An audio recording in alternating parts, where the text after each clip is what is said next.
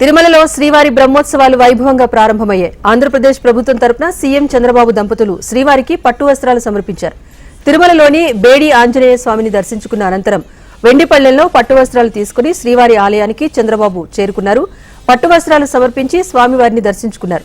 అనంతరం అర్చకులు చంద్రబాబు దంపతులకు వేద ఆశీర్వచనం అందించారు.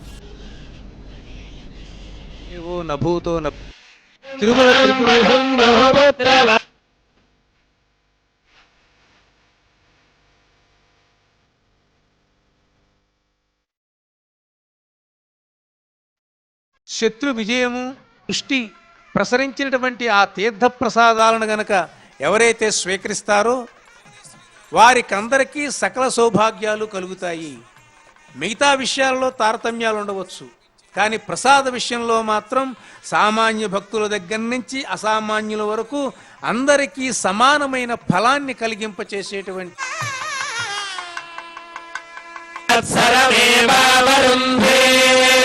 మాంజే భవతే ఓర్క్మ